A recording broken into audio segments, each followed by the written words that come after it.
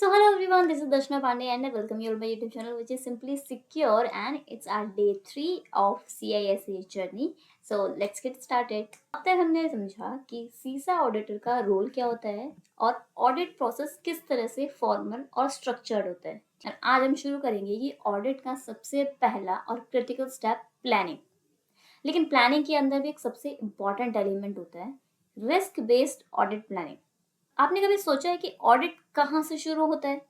क्या रैंडमली मतलब हम सिस्टम्स को चेक करना स्टार्ट कर देते हैं? नो। ऑडिट एक प्लान्ड प्रोसेस होता है और हर प्लान के पीछे एक सोच होती है, ठीक है? और इस सोच का नाम है risk based audit planning. So now let's see what is risk based audit planning. सबसे पहले उन सिस्टम्स को ऑडिट करो जहां प्रॉब्लम होने के या फिर गलती होने के चांसेस सबसे ज्यादा हैं। This is risk based audit planning. Identify करो कि कहाँ पे सबसे ज्यादा चांसेस हैं गलती होने के या प्रॉब्लम होने के, उसको सबसे पहले ऑडिट करना है। ऑडिटिंग रैंडमली सिस्टम को देखना प्रोडक्टिव नहीं होता, ठीक है? मतलब आप रैंडमली सिस्टम्स को चेक करने लगो, it will not be a productive approach for this audit. जैसे एक डॉक्टर सबसे पहले पेशेंट्स के क्रिटिकल ऑर्गन्स को डायग्नोस करता है, वैसे ही ऑडिटर भी उन्हीं एरियाज से शुरू करते हैं जहां पे फेलियर होने के चांसेस सबसे ज्यादा होते हैं। फॉर एग्जाम्पल, अगर एक हॉस्पिटल का सर्वर बार बार डाउन हो रहा है तो वो ऑडिट की प्रायोरिटी बन जाएगा। वो किसी और सिस्टम को जाके सबसे पहले चेक करके अपना टाइम वेस्ट नहीं करेगा, वो सबसे पहले उसी सर्वर को चेक करेगा। तो इसे बोलते हैं risk based audit approach. So now next point is कि क्या वो पॉइंट्स हैं या फिर ऑडिटर कैसे आइडेंटिफाई करता है कि हायर रिस्क एरियाज कौन से हैं या सबसे पहले ऑडिट किसे करना है, ठीक है? ये वो आइडेंटिफाई करता है पास्ट ऑडिट रिपोर्ट से। देखा जाता है कि पहले क्या इश्यूज मिले थे, वो अभी भी परसिस्ट कर रहे हैं या नहीं, ठीक है? लॉज एंड रेगुलेशंस जैसे कि आरबीआई गाइडलाइंस है या हिपा की गाइडलाइंस है, इनके बेसिस पे कंप्लायंस चेक करना है। इंटरनल पॉलिसीज जैसे password policy, backup frequency, access control, ये सब है कि नहीं। एंड देन CSA, क्या ऑर्गेनाइजेशन ने अपने सिस्टम का खुद ही सेल्फ रिव्यू किया है, ठीक है? इन सबको मिला के ऑडिटर एक रिस्क प्रोफाइल बनाता है और फिर उसके बाद डिसाइड करता है कि किस सिस्टम का ऑडिट उसे पहले करना है, कहाँ से उसे शुरू करना है। अभी हमने एक टर्म सुना CSA, which is controlled self assessment. अब ये CSA होता क्या है? CSA का मतलब होता है जब बिजनेस डिपार्टमेंट खुद ही अपने प्रोसेस का रिव्यू करता है। फॉर एग्जाम्पल, HR डिपार्टमेंट खुद चेक करता है कि एग्जिट फॉर्मेलिटी सही टाइम पे हो रही है या नहीं, क्या यूजर आईडी डिसेबल हो रही है या नहीं, ठीक है, आफ्टर एम्प्लॉयज एग्जिट। अगर CSA रिपोर्ट में कुछ बताया गया है कि कुछ एरियाज में नॉन कंप्लायंस है, ठीक है, डिपार्टमेंट खुद ऑडिट कर रहा है एंड वो बता रहा है कि कुछ एरियाज में नॉन कंप्लायंस है, तो ऑडिटर उन सिस्टम्स को हाई रिस्क मानेगा, ठीक है? मतलब CSA भी एक स्ट्रॉन्ग इंडिकेटर होता है कि ऑडिट प्लानिंग में कहाँ फोकस किया जाना चाहिए। सो नाउ लेट्स अंडरस्टैंड, हम रिस्क रिस्क बात कर रहे हैं।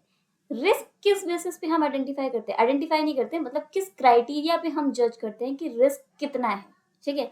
तो इसके लिए एक टर्म होती है CIA triad, which is confidentiality, integrity and availability, ठीक है?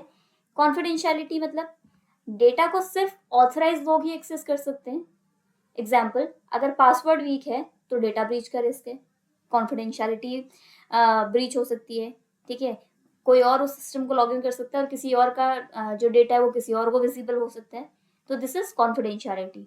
एंड इंटीग्रिटी, डेटा गलत या मॉडिफाई ना हो। एग्जाम्पल, अगर एक अकाउंट को HR सिस्टम का एक्सेस मिल गया है अकाउंटेंट को, तो वो हो सकता है कि पेरोल का जो सैलरी स्लिप है उसमें वो कुछ मॉडिफिकेशन कर दे, ठीक है? And next is availability, data तब मिले जब जरूरत हो, when ever the user requires the system और डेटा, उसकी अवेलेबिलिटी हो, ठीक है? एग्जाम्पल, अगर सर्वर मंथ एंड में डाउन हो गया तो अब जो एम्प्लॉयज हैं वो अपना खुद का जो उनके सैलरी स्लिप है वो नहीं देख पा रहे, या किसी कंपनी की वेबसाइट डाउन हो गई तो उसके जो कस्टमर्स हैं वो अपनी सर्विसेज को यूज नहीं कर पा रहे।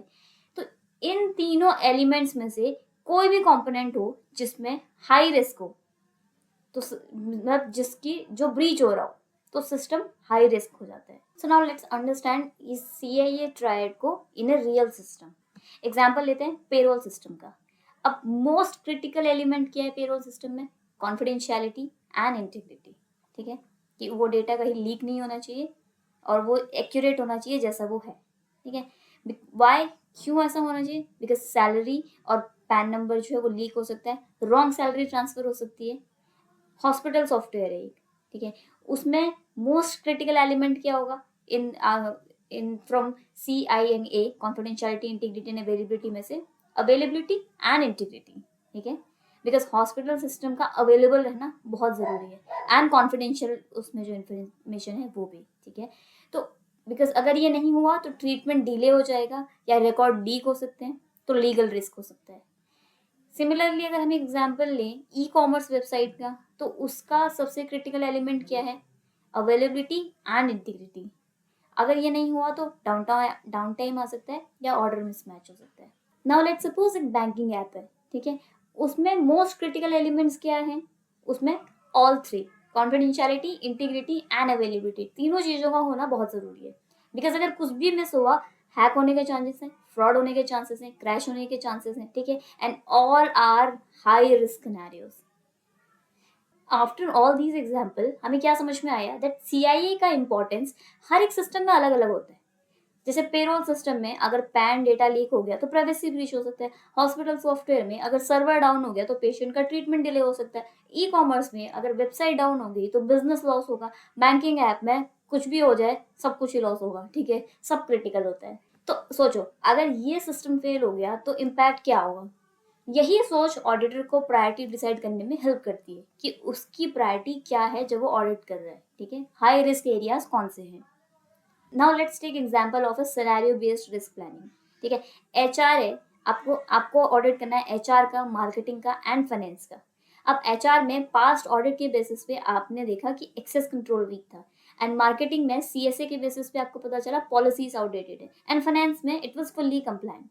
तो आपको ऑडिट करना है HR, मार्केटिंग एंड फाइनेंस। अब HR में आप सबसे पहले एक्सेस कंट्रोल इशू मिले थे, मार्केटिंग के CSA में आउटडेटेड पॉलिसीज निकली थी, एंड फाइनेंस फुल्ली कंप्लायंट है।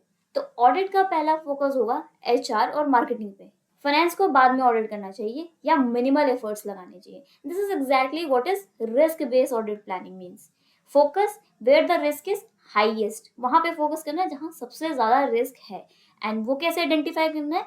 फ्रॉम द, जैसे मैंने पहले बताया, पास्ट ऑडिट के बेसिस पे हो सकता है, CSA के बेसिस पे, या फिर कोई अगर कंप्लायंस ऑडिट है या कंप्लायंस चेकलिस्ट है उसके बेसिस पे, ठीक है। नाउ लेट्स समराइज कि अभी तक हमने क्या क्या पढ़ा है। Risk based audit, audit priorities, audit based on the priority of risk. Input used, क्या क्या इनपुट यूज किया जाते हैं? Past reports, CSA, laws and policies. And what is CIA triad, which helps in understanding the risk type, किस तरीके का risk है। And even system, every system has different CIA focus, हर एक सिस्टम का अलग अलग CIA फोकस होगा, ठीक है। हर एक सिस्टम के लिए CIA में से कॉन्फिडेंशियलिटी अलग लेवल पे इम्पैक्ट करेगी, इंटीग्रिटी अलग लेवल पे और अवेलेबिलिटी अलग लेवल पे। एंड ऑडिटर का गोल क्या होता है? Maximum coverage, minimum efforts. तो ये पॉइंट्स हमेशा याद रखना, that specially for the CISA exam and real world audit, that risk based planning is not optional, it's the foundation. इसके अलावा आप किसी और तरीके से ऑडिट नहीं कर सकते हो। This is the necessity of the audit. Now let me give you a bonus exam tip that ISACA clearly कहता है that risk analysis के बिना प्लानिंग शुरू ही नहीं हो सकती, ठीक है। ऑडिटर के ऊपर रिस्पॉन्सिबिलिटी होती है कि वो रिस्क बेस्ड ऑडिट प्लान बनाए। सो सीसा एग्जाम पॉइंट ऑफ व्यू से expect scenario based questions on CIA tried and CSA input evaluation. So now आपको क्लियरिटी मिल गई होगी कि ऑडिट रेंडमली नहीं होता, एक सॉलिड रिस्क एनालिसिस के बेस पे होता है, ठीक है। प्लानिंग का ये पहला और इम्पोर्टेंट कंसेप्ट था। अगले नेक्स्ट वीडियो में हम देखेंगे कि ऑडिट प्रोजेक्ट कैसे मैनेज किया जाता है, कैसे टाइमलाइंस बनाते हैं, रिसोर्स एलोकेट कैसे करते हैं, एंड एफर्ट एस्टिमेट कैसे करते हैं, ठीक है।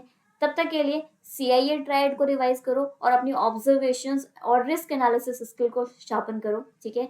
I see you in my next video. अगर आपका कोई क्वेश्चन या क्वेरी है, यू कैन कमेंट डाउन, या फिर मुझे लिंक्डइन पे भी आप मैसेज कर सकते हो, विच इज दर्शना पांडे, ठीक है। तो I see you in my next video. Till then, stay secure, stay safe, bye bye.